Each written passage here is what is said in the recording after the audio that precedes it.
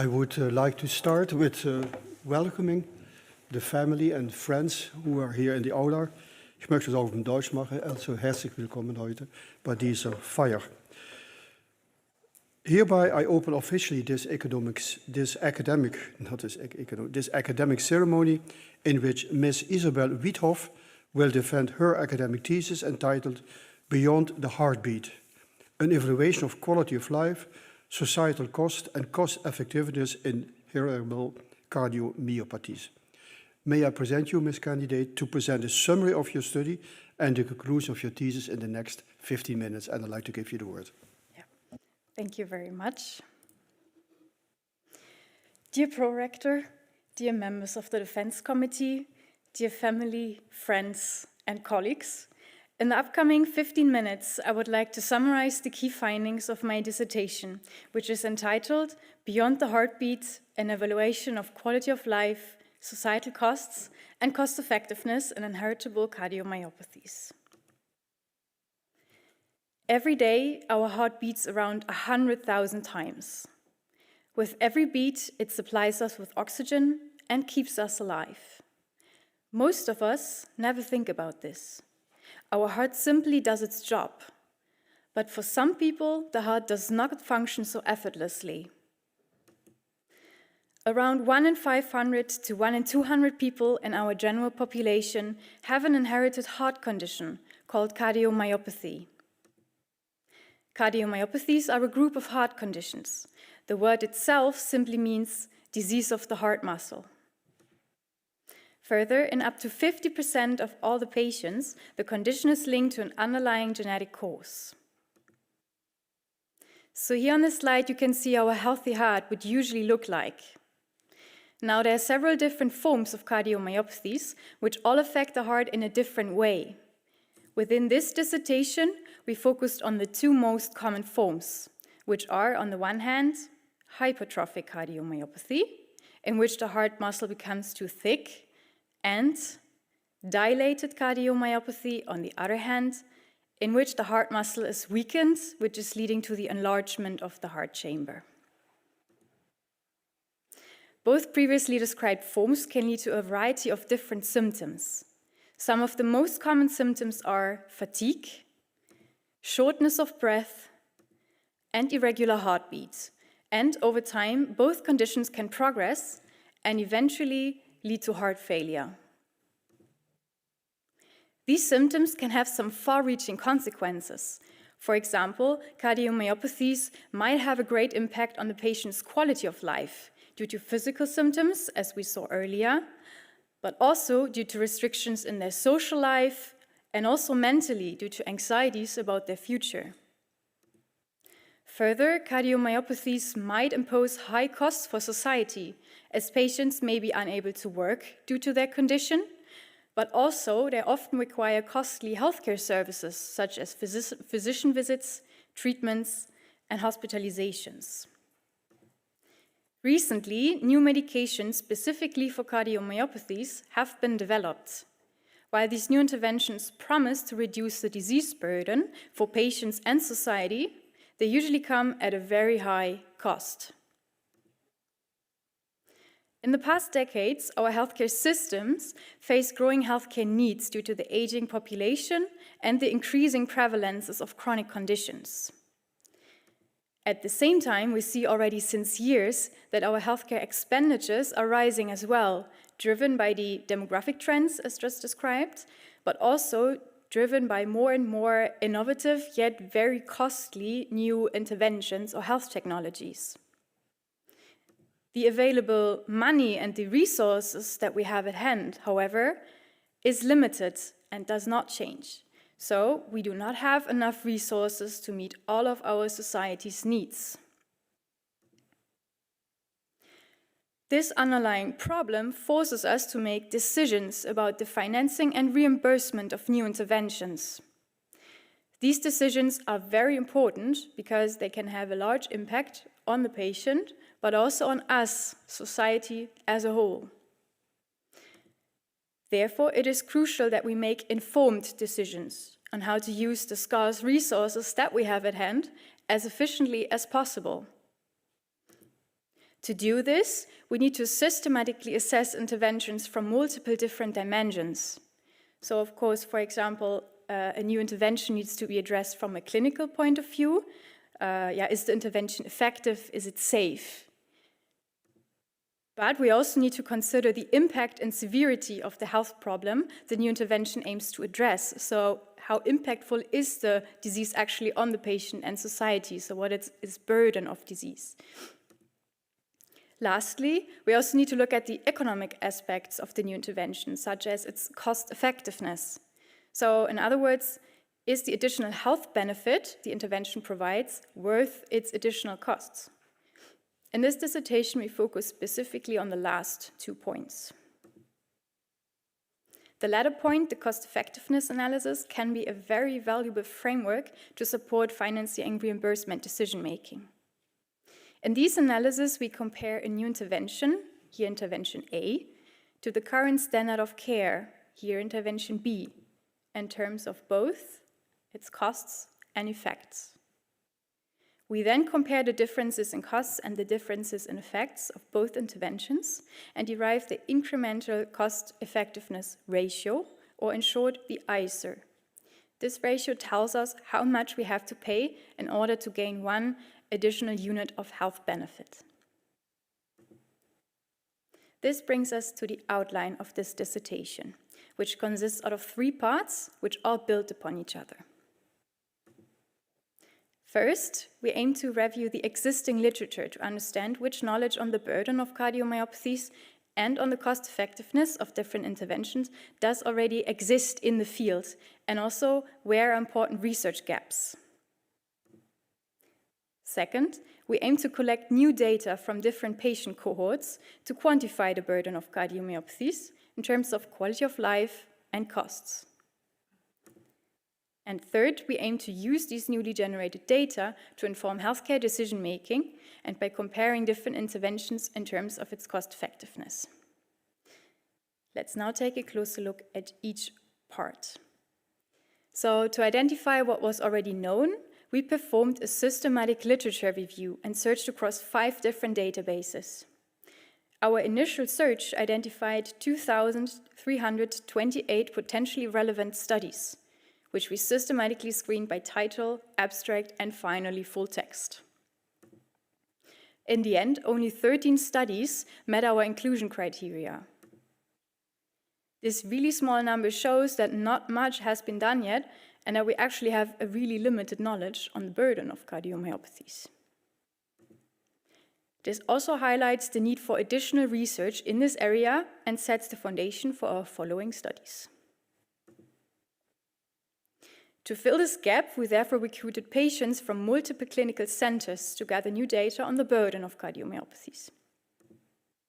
We collected data from in total 550 patients with dilated cardiomyopathy, 422 patients with hypertrophic cardiomyopathy, and 84 healthy individuals who do not have a clinical diagnosis yet, but who are known to have an underlying genetic variant that might lead to hypertrophic cardiomyopathy. All of them received various questionnaires, one on their health-related quality of life, and one on their healthcare resource use, so the amount of physician visits, treatments, and procedures they received, and also one on their labor productivity, so whether patients are still able to work with their condition. Let's now have a look at the results. To compare the quality of life of participants, we translated their answers into numeric scores on a scale between 0 and 1, in which 1 means perfect health and 0 is equal to death. While patients had an average score of around 0.8, healthy individuals with a genetic variant experienced almost no reductions in quality of life. When patients experienced symptoms, however, quality of life really dropped to a score of around 0.6. From this, we learned that both conditions can lead to reduced quality of life, particularly with increasing symptoms being present, but we also saw that healthy individuals with an underlying genetic variant or patients without any symptoms do not necessarily experience losses in quality of life. To get a good understanding of the economic burden, we translated the healthcare resource use into costs and classified them into 4 different cost categories. First, healthcare costs, such as medications, physician visits, treatments, hospitalizations, and so on. Second, patient and family costs, including the time when a family member had to, for example, take over a care role. Third, productivity losses, so for example, days when someone was not able to work due to illness. And lastly, other costs, for example, due to lost voluntary, so unpaid activities. Together, these costs amounted to a substantial 15,000 to 19,000 euros per patient per year. In contrast, our healthy comparators had annual costs of less than half of this amount.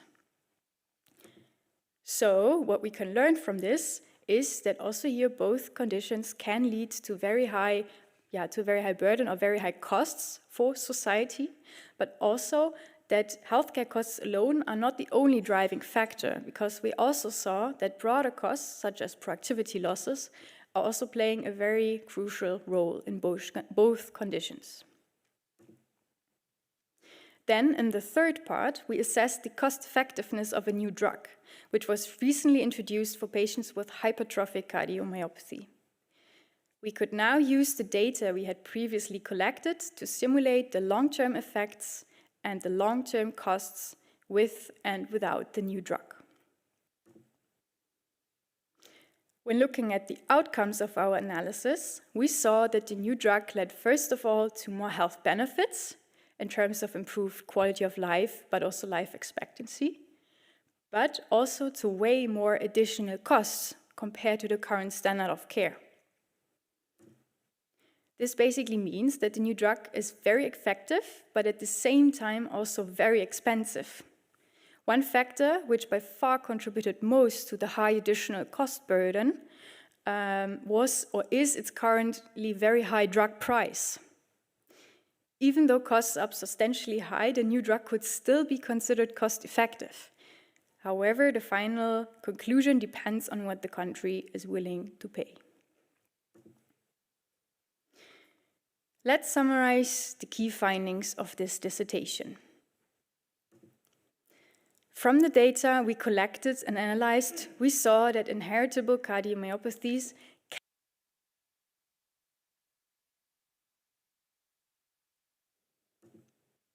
We further saw that the burden of disease goes beyond the physical symptoms and is also driven by, for example, broader costs such as productivity losses. Lastly, we performed several novel studies that can now be used as new pieces of evidence in literature to inform reimbursement decisions in healthcare in the field of cardiomyopathies. So not only the data we collected on the burden of the diseases, but also, for example, the new cost effectiveness analysis we performed on the new drug. This work contributed a lot to filling in the large knowledge gaps which we identified earlier. However, there's still a lot to do in the future. First, future studies on the burden of cardiomyopathies need to continue to use broader and more holistic perspectives, because we saw that looking at healthcare costs alone, which most previous studies only did, does not represent the whole burden. Second, due to the growing tensions between the care needs and the limited resources, which will also be a continuously growing problem in the future, there will be generally a growing need to perform more health economic studies to ensure the efficient use of the scarce resources.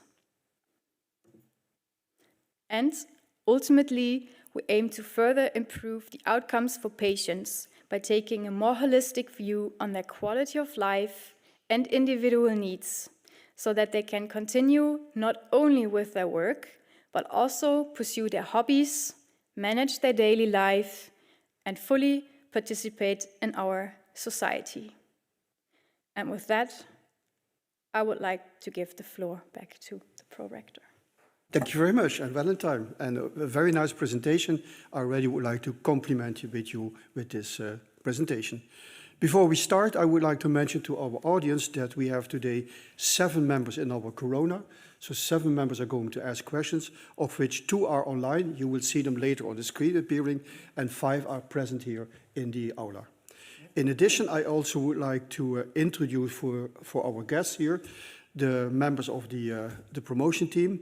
The promotion team, so you know, the members of the promotion team have guided you over the last 4 years so that you can today show us what the results are of your studies. And the 4 members are sitting here just opposite of me. We have Dr. Michels, who is sitting here in the middle, Professor Hillexman, and on the left, the first promoter, Dr. Evers, and they guided you as promotion team. Now, without further ado, I would like to start basically with your officially defense. And we will start in the order of opposition with, of course, with the chair of your assessment committee. And I would like to invite Professor Paulus, who is Professor of Economics of Education and Healthcare, to ask some first questions to you. Thank you, dear pro-rector, dear candidate. Thank you for your interesting dissertation. And if I look at the cover of your book, I can see that you put your whole heart into it. So from the bottom of my heart, I want to congratulate you, your supervisory team, but also family and friends with this achievement. And to kick off our discussion, I would like to ask you first some questions related to Chapter 2. In Chapter 2, you present, among others, an online self-learning course for health professionals, which includes, among others, different video lectures on HTA. And my first question is quite a simple question, just to set the scene for the discussion. Could you tell me a little bit about how you developed that online course and how did you select the topics that were in the course? And were perhaps any learning principles part of the development? Yeah, so highly esteemed opponent, thank you very much for your compliments on my thesis. Indeed, so the self-learning course we developed originally for the consortium, which my PhD was embedded in, and the basis was that we also showed the consortium the basis for these burden of disease studies, but also for cost-effectiveness analysis to kind of improve or like to ease the collaborations between clinicians and health economists. So this was the main goal for it. So this is why we also selected the really classical HTA economic perspective topics such as cost effectiveness analysis, which took the leading role kind of in that course. For developing, I had help from my supervisory team by looking a lot of previous courses and similar materials. But we also try to constructively align the learning objectives and the videos so that it's all, in the kind of, we also made like, for example, test questions so that they can really learn or like test their understanding. So you used constructive alignment between the goal and the content. And what I like so much in Chapter 9 is that you reflect on the self-learning course, and you actually mentioned that the course might be quite narrow qua topics and maybe also qua target groups. And I'm interested to hear your reflections of what type of topics would you then include to broaden, let's say, the course, and maybe which stakeholders? Yeah, indeed. So the course is at the moment really mainly focused on cost effectiveness analysis. And I think it could be, for example, it would have been really nice if we would have more time and resources to do a longer and broader course to also, for example, include the patient perspective, like discrete choice experiments and these methodologies as well. So basically I was thinking about this, but as the target group was for us the consortium, and to ease the collaboration, we ended up with the basics on the costing, the quality of life, and then the cost effectiveness studies. And suppose that I would say, well, maybe other target groups like guideline developers or even policymakers the course might be handy for the stakeholders. Would you then consider also other types of economic topics? Because health economics is quite broad. Yeah. Demand, supply, and so forth. Yeah, yeah, maybe then indeed like broader, first of all, the introduction of the whole scarcity of resources, like a bit more background, a bit more time to explain also, the words, give definitions on the wording, which then could also be used, for example, guideline development, to really explain that in more depth. So some broader background indeed could have been. Given time, because we have 7 opponents, I want to ask my last question, and that is, you beautifully presented the 3 parts of your dissertation. What would be the take-home message for policymakers? Because you talk about the scarcity problem, what would be your main message for policymakers if they look at your beautiful dissertation? The whole dissertation. Basically that we really have to consider like carefully before we then make decisions about financing and reimbursement.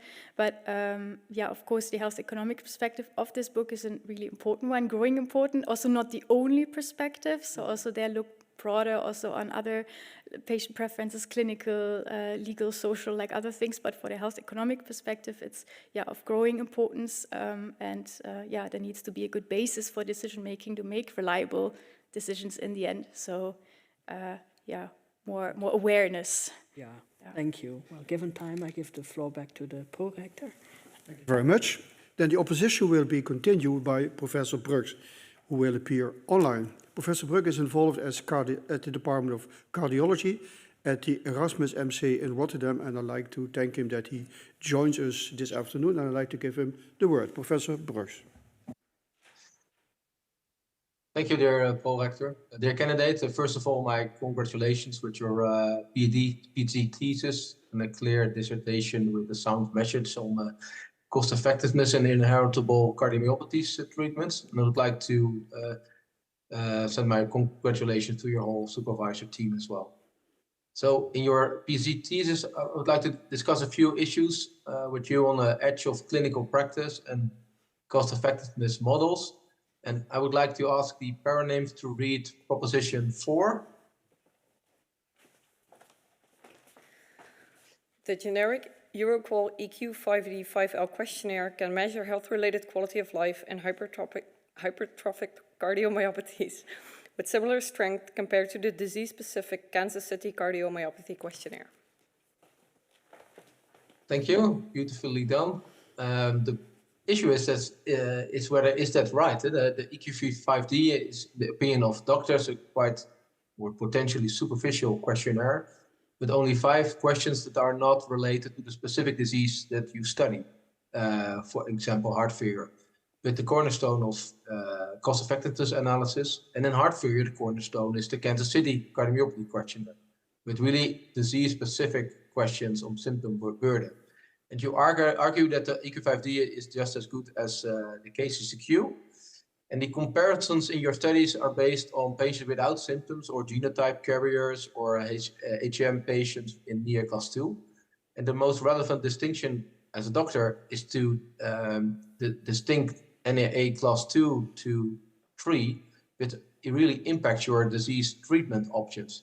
And on chapter 7, table 5, page 181, the last 3 rows, you show a very significant discrimination between NIA class 2 and 3 for cases Q, but that is not the case for EQ5D. So I argue, are those questionnaires equal? And is your conclusion therefore applicable only to relatively asymptomatic patients? And what about the generalizability of your findings? So, highly esteemed opponent, thank you very much also for your congratulations. So the questions are all about the comparison of generic and disease-specific quality of life. And I think one of the last things you referred to was indeed the table with the discrimination between NIA class 3 patients.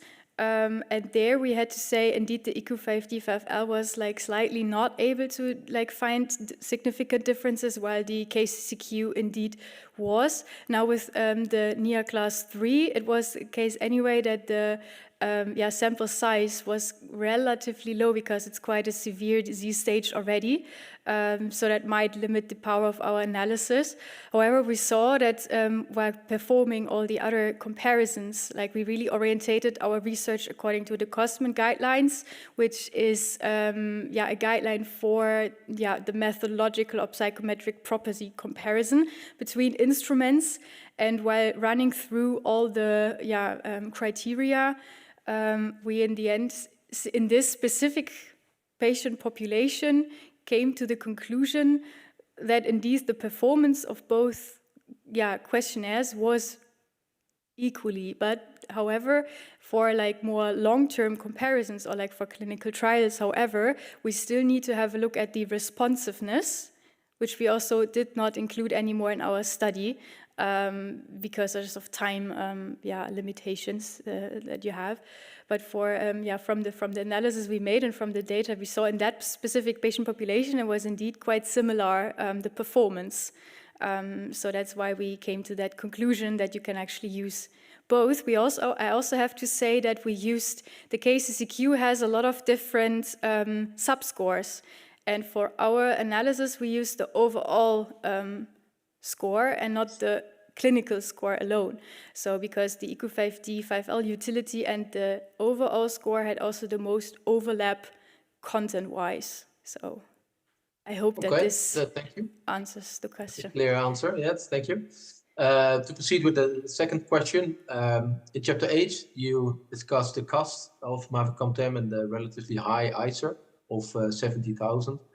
To put that into perspective, I would like to have some more information on the calculated disease burden for your specific population of hypertrophic cardiomyopathy patients, and as well, what kind of prevalence do you expect for obstructive HCM patients and the total eligible patients for mavacamten, which would be relevant for a budget impact analysis that I did not see in the chapter.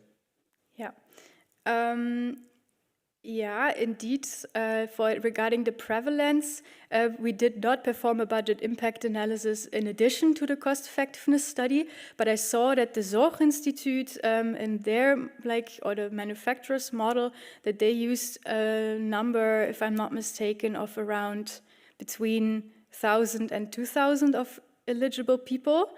If I'm not mistaken, this is something that I came across when we built up the model. This is about the prevalence. And could you again elaborate on the first part of the question?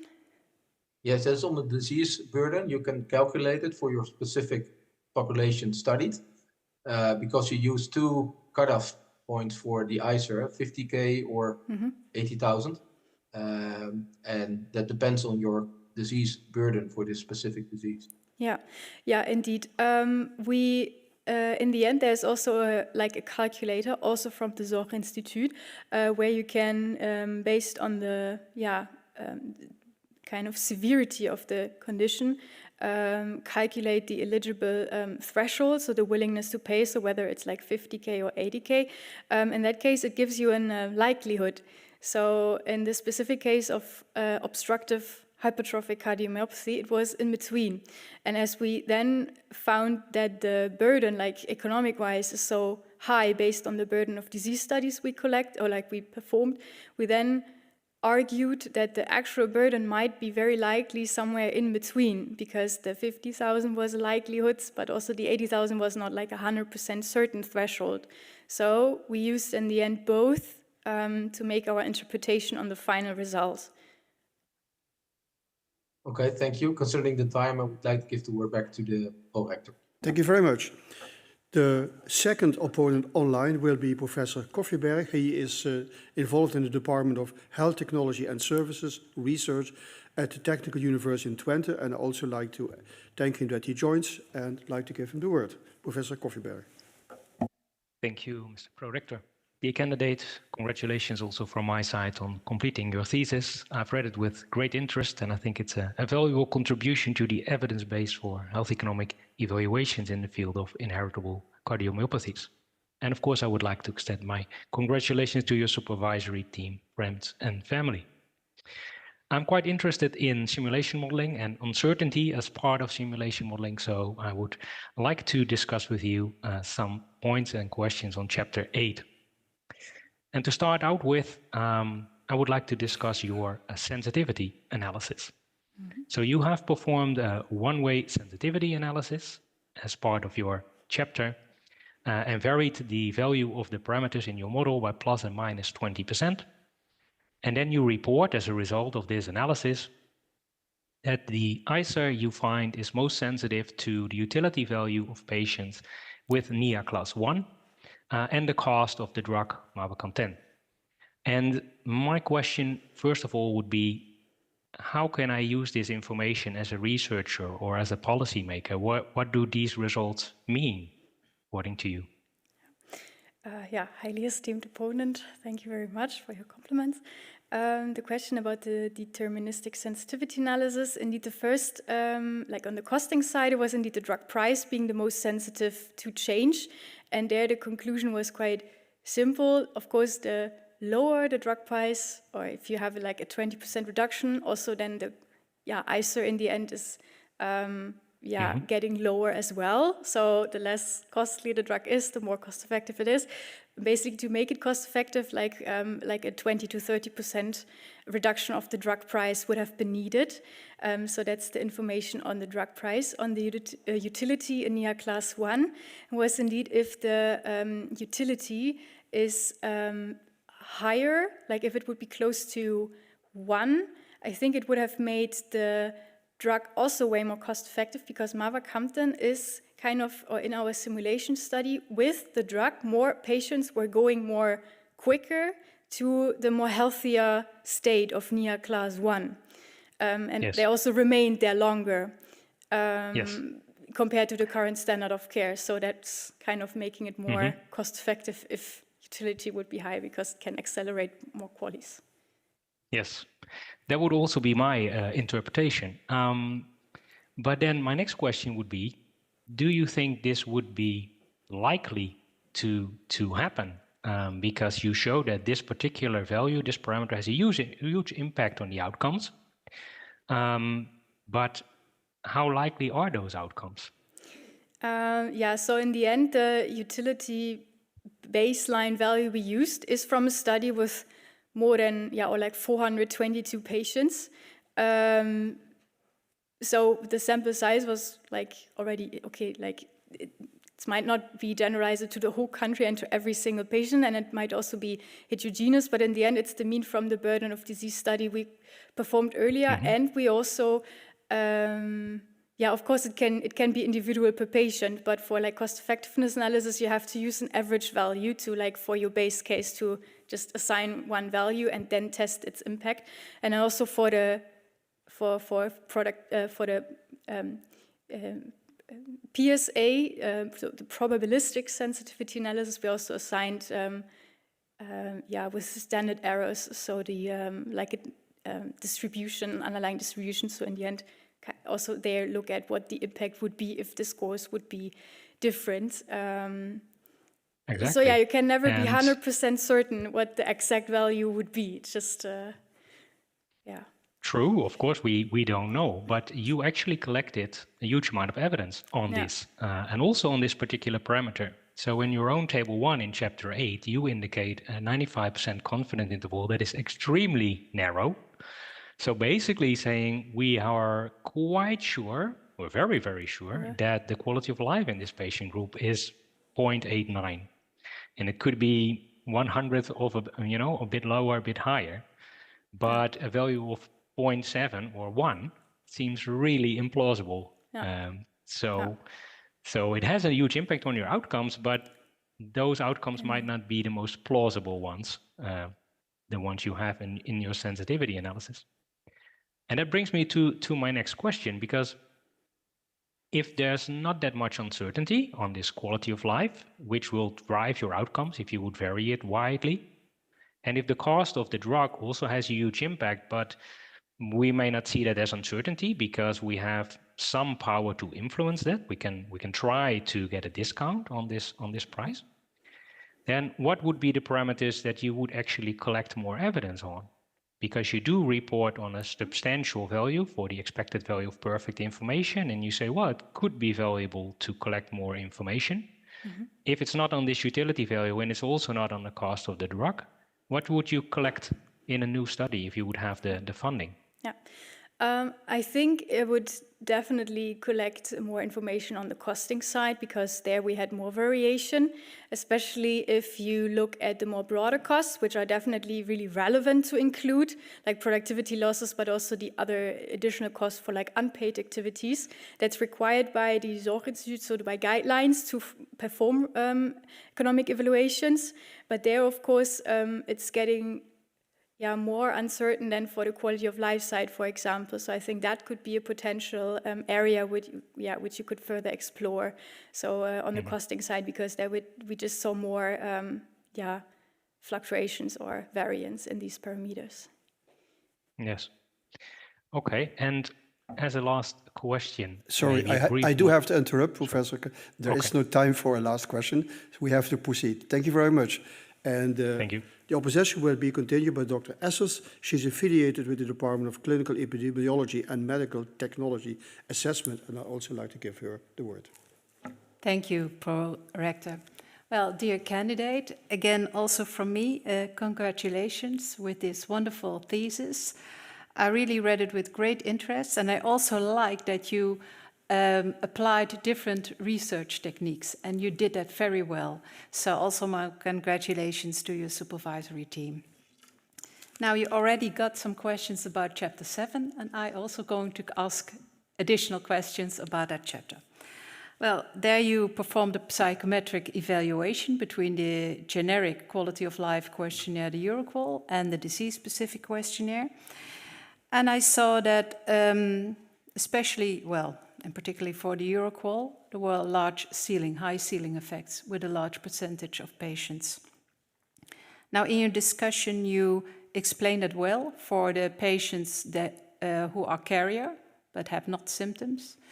But I missed that for the HCM, you say that.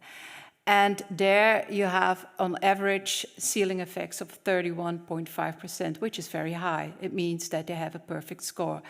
So my question to you is, what does that say about the EuroQol as a questionnaire? Esteemed opponent, thank you very much for your question.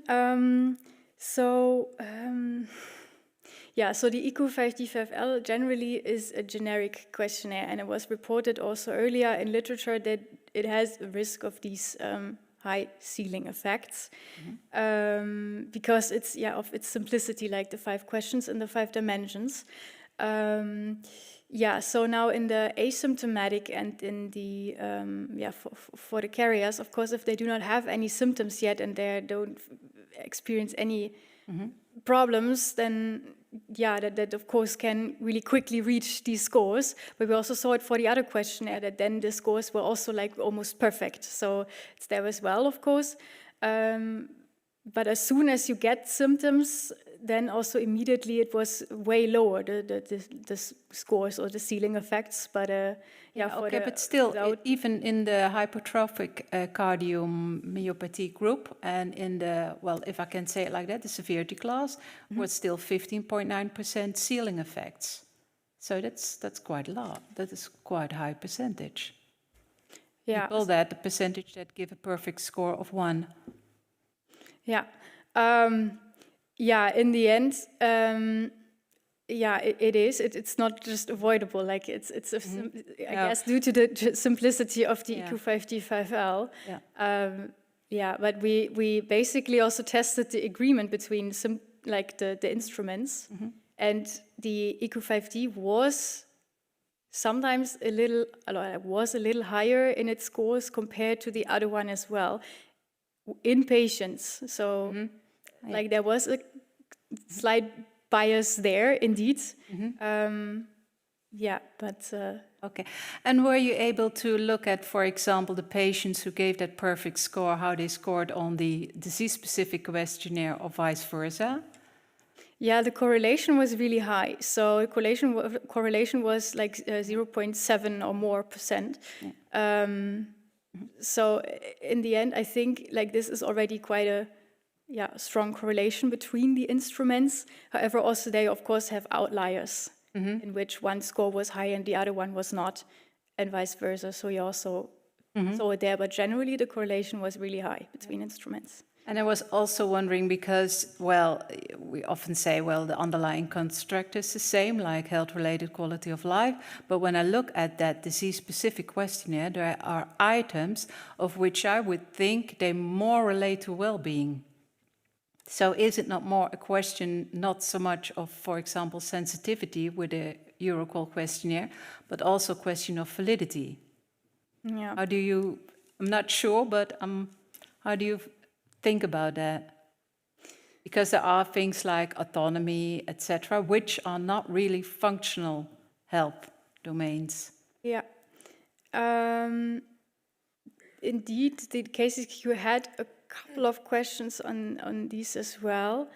Yeah, in the end, but you have a lot of different subscores there as well. And in the comparison we did, we used an overall score, but not the quality of life score, which is then only focused on these things, which are also not per se, as a specific question included in the EQ5D. So you can now argue, okay, the EQ5D 5L does also cover it a little, but not, because it's just limited in its questions. But you can also think a bit broader, like with self-care. So does it also not relate to this as well? Yeah.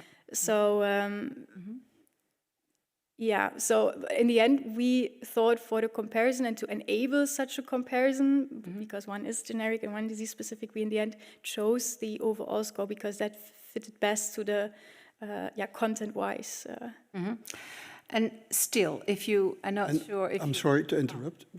It's the last. We have 3 more. No. Okay. If it's a short question, I allow it. If No, short. then I stop. Thank you very much. Okay, thank you very much. Then the opposition, because we have 3 more opponents to go. The opposition will now continue by Dr. Drost. And first, of course, I would like to thank him that he accepted that he is officially today the secretary of this ceremony. And he is affiliated with the Department of Health Services Research, and I'd like to give him the word. Thank you, Pro-Rector, dear candidate. Well, I would like to congratulate you and your team on this dissertation. It was a pleasure to read your work. And apart from your research, you were also are very active in teaching and disseminating your work alongside your PhD trajectory. And it was really nice to read that you also devoted 1 chapter related to education.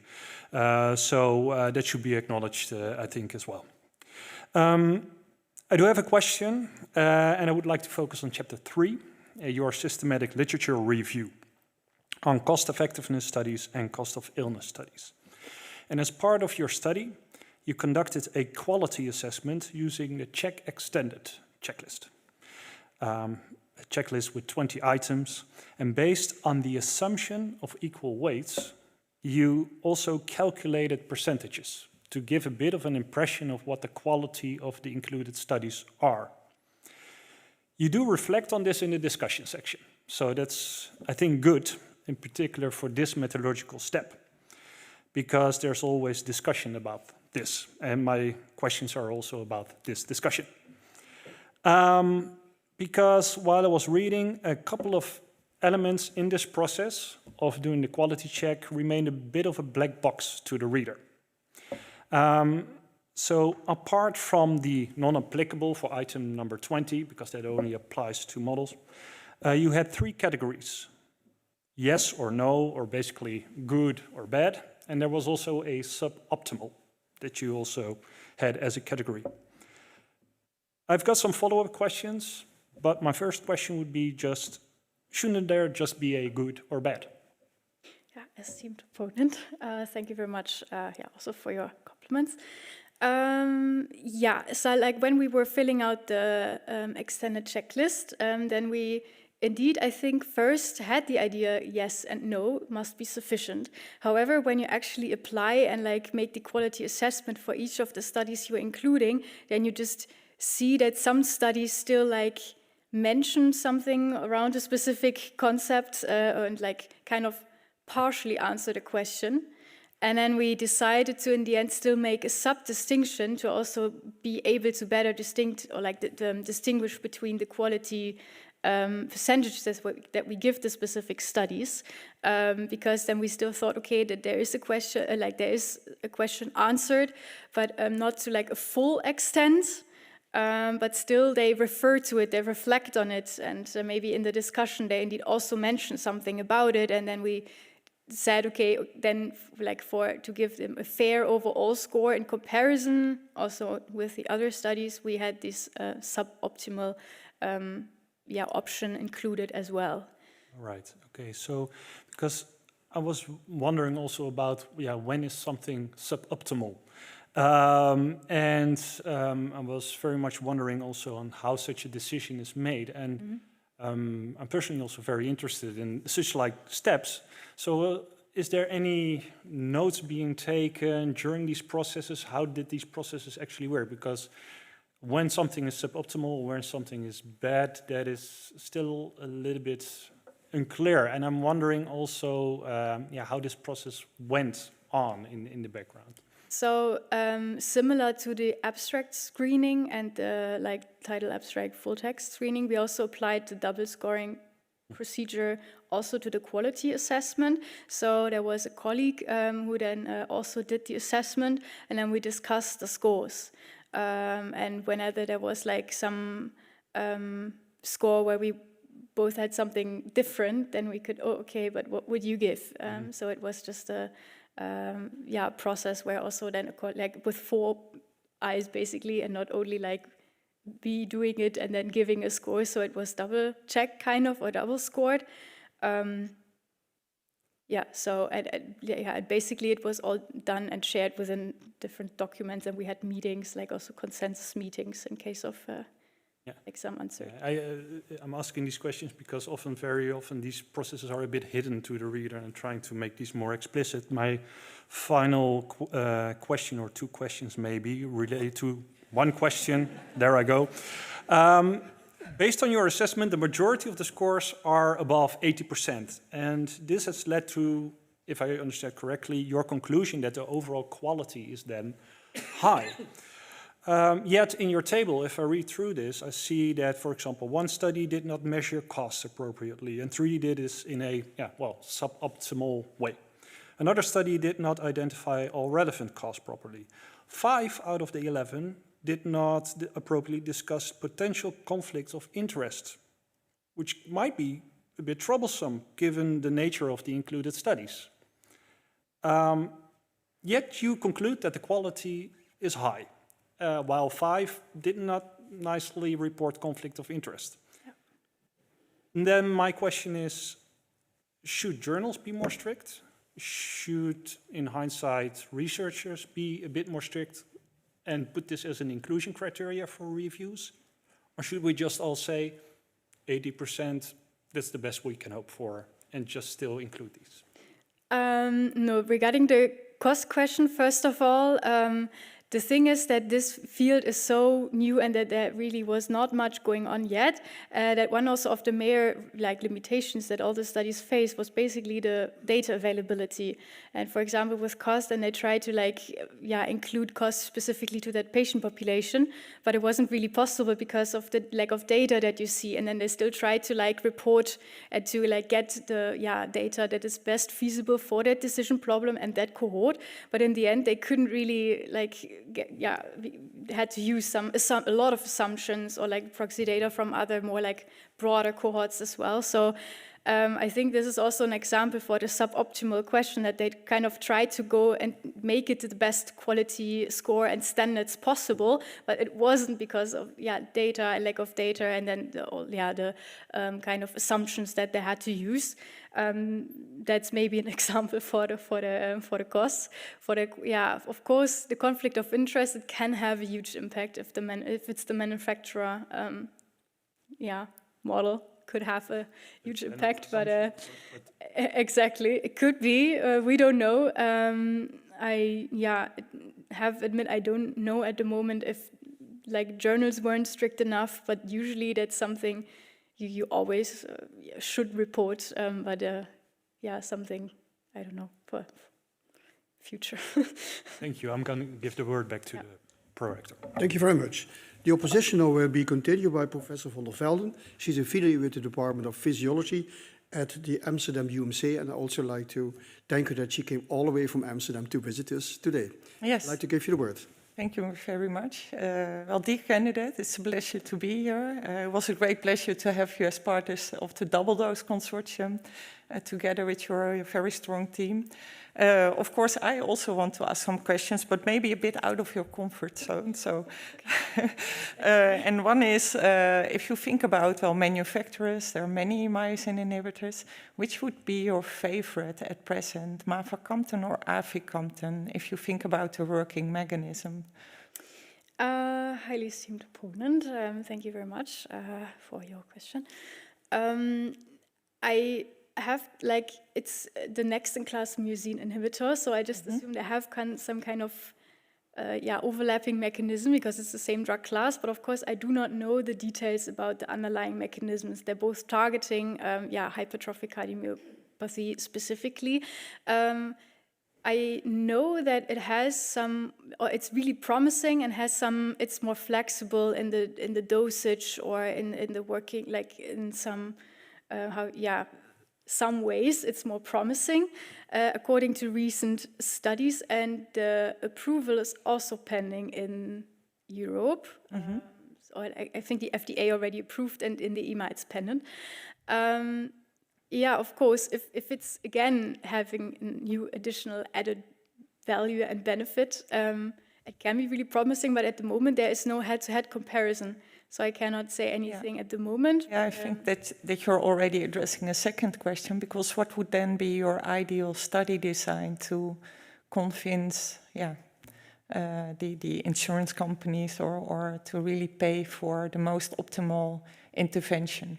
Yeah, so as mavacamten is now already part of the guideline, I think then a new study could really compare aficamten to the current standard mavacamten. Maybe you can, even if data allows and resources allow, have a third comparators, because model-based economic evaluation are not limited in its comparators.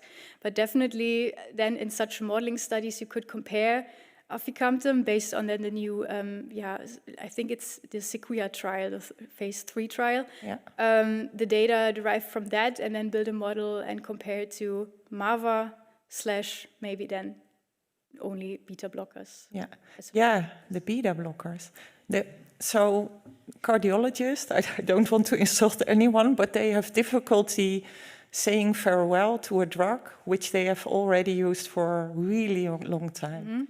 So if you would just discard the beta blockers and maybe only focus on the myosin inhibitors, or even maybe think of even correcting the gene with gene therapy, would that be another solution to really solve the whole problem and have a more economic intervention? So the beta blockers were always there as an underlying therapy. So, but also they're really they're generics on the market. So so the costs of those were not the cost driving factors. I know. Yeah. Still, I can't clinically say I think it depends on the patient if it still needs to be taken or not.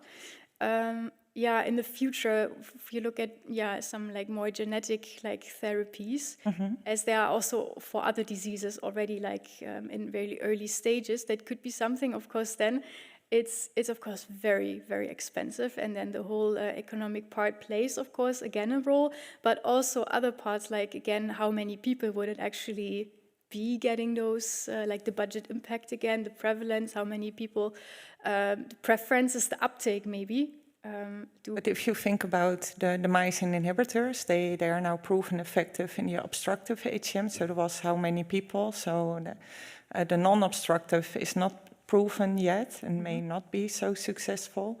So if you think about, do you now have sufficient data to also make a calculation how gene therapy would be, if that would be actually an option? If you, for instance, only think about the people with obstructive HCM, would you calculate that?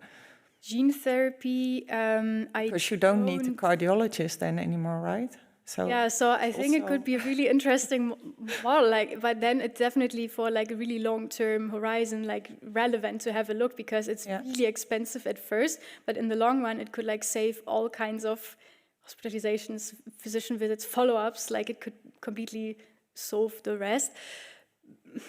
Yeah, I think, yeah, you can always, of course, make also some early economic evaluations, like even though you don't have the databases yet, you could make like set up such a model and with the best data possible, but that's of course more and more uncertain as well.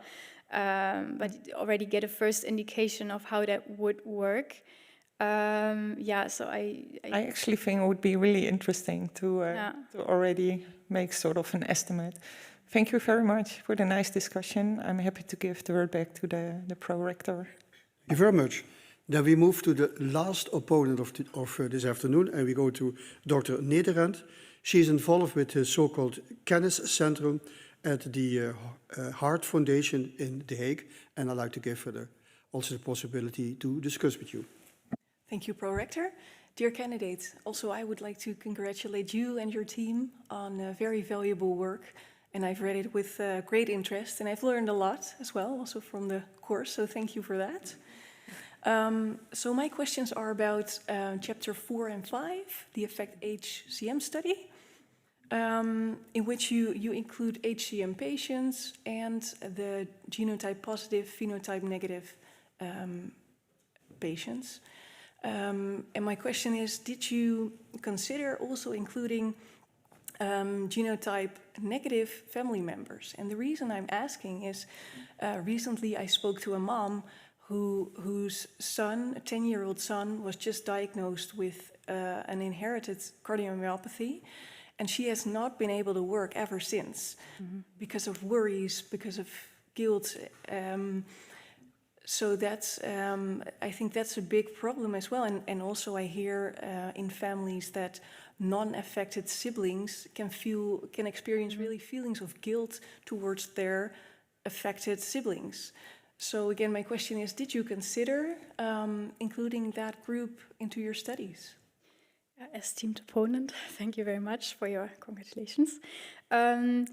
Yeah, so we did not include them in the study because, yeah, we just had also the limited resources basically. So we had to, we focused on the patients in first line and the carriers as our comparator group, so to say. And also we wanted to then, use data later on for decision making and for modeling. However, it's a really, important, perspective that would be valuable to add. And okay, now we did not include it in this study, but for future studies or doing more additional research to unravel this caregiver burden, to a more extent, because indeed we have now this patient family cost, but it's really the G plus P minus, so the genotype positive, phenotype negative individuals. But not the I don't know, someone who's not affected and does not have the genetic mutation, so we didn't do it yet, but would be something definitely to explore in the future, yes. I agree. Do other studies do this already? Do you know? I have not really seen many studies yet. Generally the field, if you look at broader perspectives, such as the caustic perspective we chose, there was really not a lot done yet. But I have not checked literature to such an extent, such as interviews, more qualitative research. It could be that there is something, but I think relatively limited as well. Of course, the literature review we did was more focused then on models and the costing part. So I still think if there's something, it's quite limited. But for example, making interviews, qualitative research, starting with that could also already have, bring more insights into the caregiver burden of those people. Thank you. Can I have one more question, Pro-Rector? Thank you. So my second question is, in the protocol, I read that you would use an accelerometer to assess physical activity and to assess the relationship to quality of life and costs. And I was very happy because that's way better than using a questionnaire for assessing physical activity. And I was really interested in the results, so I rushed to the next chapter. But then there's no results on that, and I only read on sports participation, which you asked in a questionnaire, I guess. So can you tell me what happened, and can you tell me what the results were?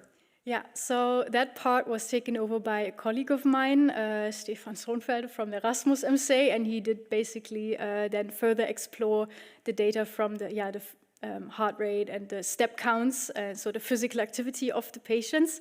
And the results basically were that also there a lot of people were not moving a lot because they feared consequences such as more symptoms or the sudden cardiac death that might appear, or there is a risk in some patients, so that they were really hesitant in moving. However, when they move more, that it was also correlated with quality of life, so that you basically, if you're moving more, that you would also, that you have an improved well-being quality of life. And the kind of final conclusion or recommendation was that also like exercise counseling, for example, could help to let patients improve in their quality of life. Dear Ms. Kennedy,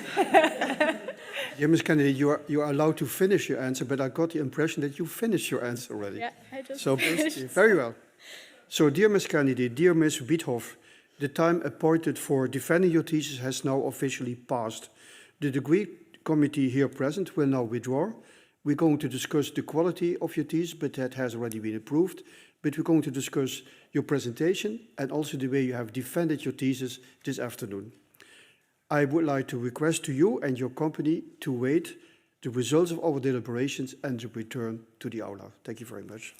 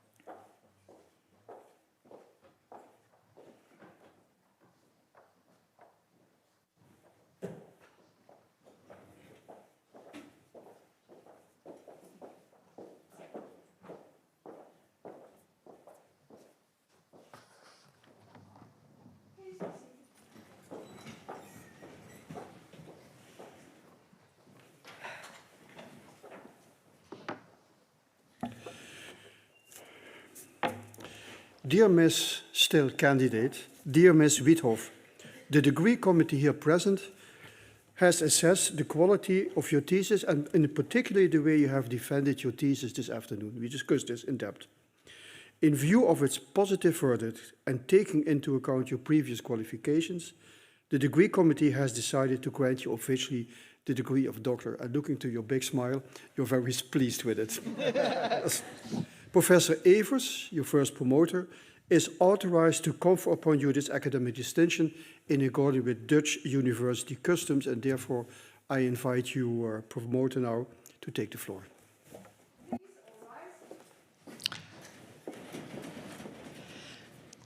Do you promise to work in accordance with the principles of scientific integrity at all times, to be careful and honest, transparent, independent, and responsible? Yes, I promise. I wouldn't expect otherwise.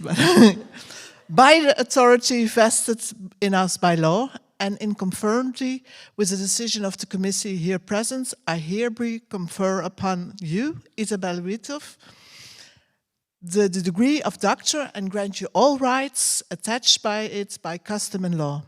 As evidence of this, I now present you with the degree certificate signed by the rector, the secretary, and all members of the committee and affixed with the official seal of the university.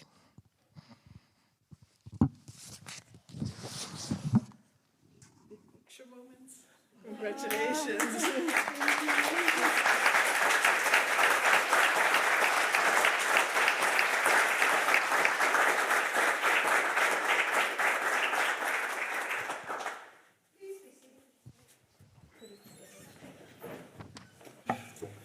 I give the word to Professor Hillersman, who's going to speak out the official laudatio. Thank you, Prorector. Dear Isabell, this is Dr. Isabell Wiethof, dear colleagues, friends, and family of Isabell. It is a true pleasure and an honor to stand here today and be among the first to congratulate you on the successful defense of your PhD. Our first encounter with you was when you joined us as a master student for your master thesis. Already then, it was clear that you were someone special, highly professional, well prepared, and always striving for excellence. You did not simply aim to complete a project, you wanted it to the best version it could be. And that mindset has accompanied you through your academic journey and is clearly reflected in the work you defended today. And there was one moment I remember particularly well from those early days. Sylvia once showed me a video of you skating, competing at a very high level for the German national team. And that image stayed with us. High-level sport builds more than physical strength. It builds discipline, responsibility, resilience, and the ability to perform under pressure. And I recognize many of those qualities later in your scientific work. And having also had the privilege of competing for the Belgian youth team, I know how deeply such experience shape a person. And during your PhD, you consistently demonstrated to some quality. You work with dedication, precision, and a strong sense of responsibility, not only for your own research, but also for teaching, for collaboration, and the broader academic environment. You are someone colleagues can rely on, someone who brings structure and a positive attitude to every project. Earning a PhD abroad, like you are from Germany, is in a way like playing in the Champions League of academia. It requires courage, adaptability, and confidence to step outside your comfort zone. And you did exactly that, and you succeed brilliantly. And as it was not enough, you will continue your journey with us as a postdoctoral researcher for the next 4 years, and you will be supervising soon a PhD student yourself. That speaks about both your scientific quality, but also the trust we have in you. On behalf of Sylvia, Michel, and myself, I want to say how proud we are of you and how much we value working with you and how much we look forward to continuing our collaboration in the future. But today is not only your academic achievement. Your life over the past year has been full of important and positive changes at Maastricht. You met your partner here at Maastricht, who will soon be defending his own PhD, I think in April. So best of luck. And together you have just bought a house at Maastricht. a new home, 2 academic careers, and a shared future. It's also a beautiful reminder that perseverance and commitment can lead to success both professionally but also personally. Isabell, if one were to tell your journey as a story, it would be a story about quiet strength, responsibility, and courage, about someone who sometimes doubts but always moves forward, about a person whose strength lies not in loud words but in preparation, kindness, and determination. And you will also understand and see the story again later today when you will receive a small gift from all of the people around. And we are incredibly proud of what you have achieved and grateful for the opportunity to work with you. Your PhD marked not an end point, but the beginning of a new chapter. And I have no doubt that many more success will follow, both in science and in your life.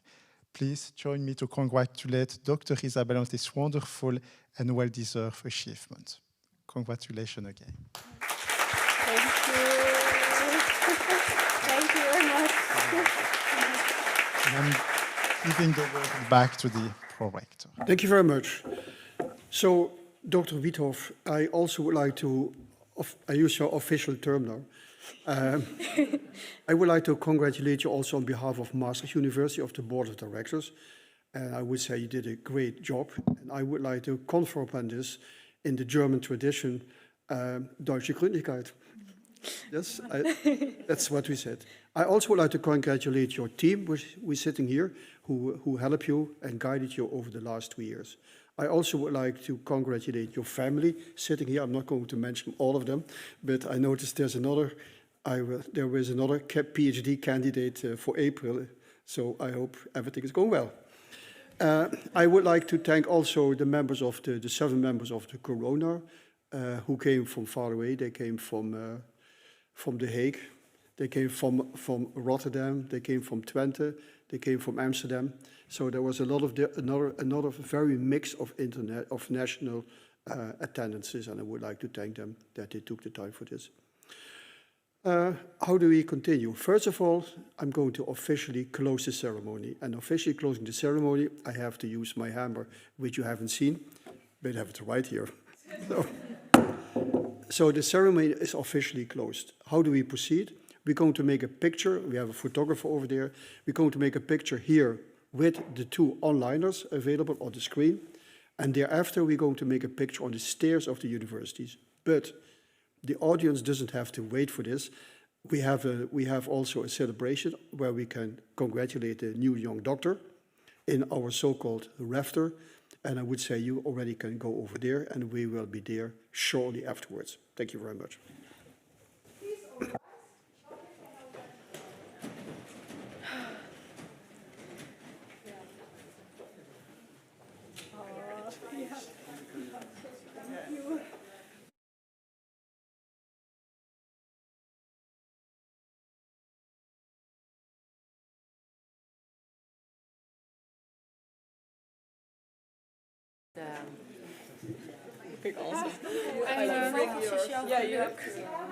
Brengt die jouw geluk? Oh, ja, die, yes. I just... Yeah, your diploma.